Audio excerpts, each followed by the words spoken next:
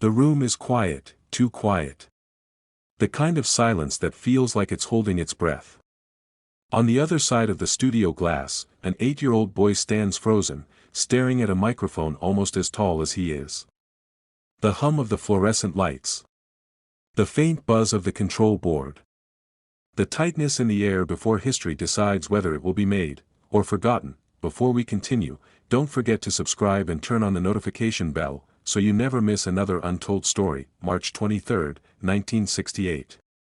Gary, Indiana, Steeltown Records. A cold wind rolled across the Indiana industrial blocks, carrying with it the smell of steel mills and the echo of freight trains.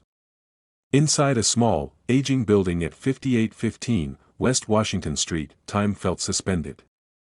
This was no ordinary session. This was the moment everything depended on, a contract, a dream, and the fragile hope of a family that had spent years performing in tiny clubs and local talent shows, and sitting alone in the back seat of the family car, staring down at his shoes, was an 8-year-old child named Michael Jackson. He wasn't the king of pop. He wasn't a star. He wasn't an icon. He was just a boy, small, quiet, terrified, and brilliant in ways the world had not yet seen. The engine shut off. The door opened. And the boy stepped out into a future he could never fully understand. The walk to destiny for most people, a first day in the studio is a learning experience. For Michael Jackson, it was a test he didn't know he was taking. The hallway smelled faintly of cigarettes and old carpet. Joseph Jackson walked ahead, shoulders straight, confident. He had pushed for this session, begged for it, demanded that Steeltown Records give his sons, the Jackson 5, a real shot.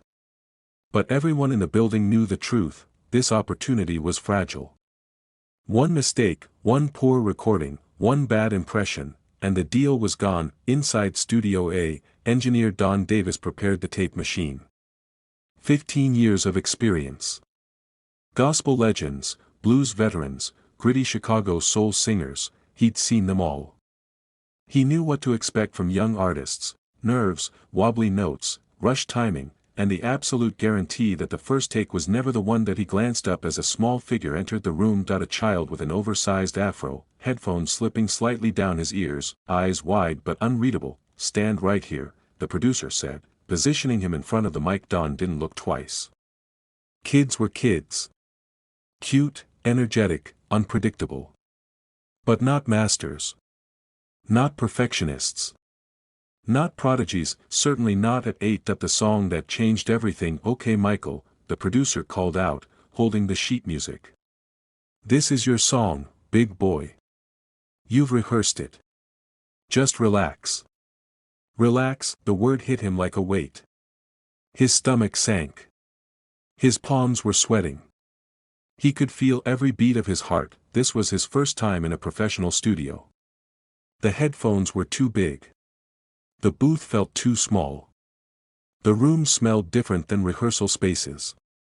He could almost hear his brothers breathing behind the glass, waiting, and somewhere deep down, Michael Jackson felt it: if he failed, they all failed. That if he faltered, the deal was lost, and if the deal was lost, their way out of Gary disappeared. The producer raised his hand. Don Davis pressed the red button. The tape machine whirred to life. Take 1.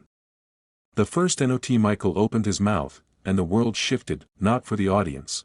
There was none. Not for the critics. They weren't listening. Not for the millions who would one day scream his name. They didn't know he existed. But for the handful of people in that cramped little studio, everything changed in the space of a heartbeat, because the voice that poured from the boy was not the voice of a child. It was polished. Controlled. Emotional. Pure. He didn't sound like he was reading lyrics. He sounded like he was living them. His pitch, flawless; his timing, locked in; his delivery, impossibly mature. Don Davis glanced up from the console. He had heard thousands of singers. None of them, none, sounded like this on a first take. By the time Michael hit the chorus, the room had gone silent. The musicians watching leaned in. The producer set his notes down. Michael's brothers exchanged looks, pride mixed with disbelief. Don felt a chill crawl up his spine. When the last note faded, Michael stood perfectly still. He didn't smile. He didn't look around. He didn't know he'd done something extraordinary, that he only knew he had done his best. Through the intercom, Don spoke the words he always spoke, "That's a good scratch vocal, kid. We'll need another take." But before Michael could respond, the producer raised a hand. "Wait," he said. "Play that back." The playback that shocked the room. The tape rolled, everyone listened. What came through the speakers didn't sound like a scratch take. It didn't sound like a warm-up. It didn't sound like something that needed 10 more tries. That it sounded like a finished record. Don Davis felt his throat tighten. That he didn't believe in magic, but this was different. That he finally said it out loud. "That was one take." The producer nodded slowly. "Yeah. One take." Don leaned back in his chair and stared at the boy through the glass. He wasn't smiling. He wasn't showboating. He didn't even seem to understand what he had done. That was the moment Don realized something. This child, this small, nervous, 8-year-old, possessed a gift that defied explanation. A gift even seasoned professionals rarely had. The room felt electric, like everyone knew they were witnessing the birth of something that would echo across generations, and for the first time, Don Davis saw not a child, but the spark of something legendary. The unseen precious what the world would one day call talent, raw, miraculous, otherworldly, looked very different from Michael's perspective. He didn't feel like a prodigy. He felt like a kid carrying the expectations of an entire family. The Jacksons weren't wealthy. Their home on 2300 Jackson Street was filled with music, laughter, and love, but money? Almost none. This wasn't just a recording session. It was a chance at survival, and deep down, Michael Jackson felt it more intensely than anyone. His father had drilled discipline into him: rehearse, repeat, improve, again and again until perfection wasn't a goal, it was the standard. People would later assume his talent came from some magical place. But in truth, it came from a mixture of relentless training, and something else. Something you could never teach. An instinct. A natural, unfiltered connection to rhythm and emotion. A voice that wasn't just singing notes, it was telling stories. But at 8 years old, Michael didn't understand why his voice moved people. He didn't know what pitch was, or timing, or tone.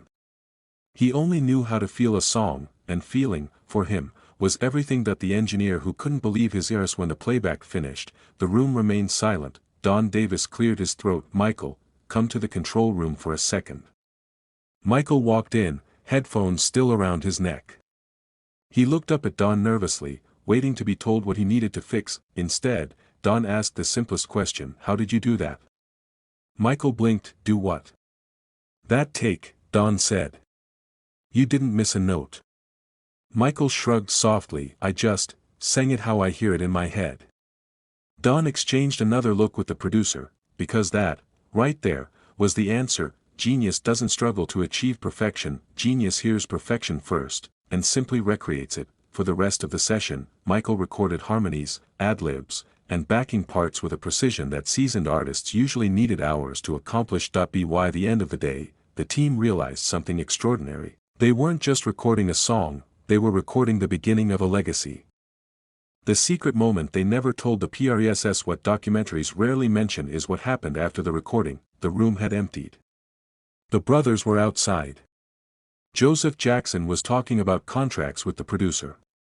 But Michael stayed behind, slipping back into the booth. He put the headphones on one more time, not to practice, not to redo his performance, but to listen. He listened to his own voice, really listened, and for the first time, even he felt something powerful, a tiny spark of realization. Maybe he was different, maybe he really could do something special, maybe the world would hear him someday. The little boy smiled to himself. Just a small smile, then stepped out of the booth and quietly closed the door. That was Michael Jackson's private moment of awakening. No cameras, no reporters, just an 8-year-old child discovering his destiny. What happened after the SESSON? Within weeks, Big Boy became the first song ever released by the Jackson 5. Local radio stations picked it up. People began recognizing the family. Steeltown Records realized they had something massive on their hands, and behind every compliment, every gasp, every shocked expression, was the memory of that first take, the take that shouldn't have been possible, the take that left an engineer speechless. For Michael, the world would soon expand beyond Gary. Motown was waiting, fame was calling, destiny was approaching. but no matter how bright the future became, that one day in March 1968 remained a symbol of who he truly was, a pure, unfiltered, natural-born artist. A child whose voice carried truth. A boy who didn't need 20 takes. A performer who could deliver perfection, the first time, every time, and the men in that room never forgot what they saw. They watched a legend begin. The legacy of that first take. In the decades that followed, Michael Jackson would reinvent music, performance, dance, and entertainment itself. He would become the most influential entertainer of all time. His voice would echo across stadiums. His footsteps would shake continents.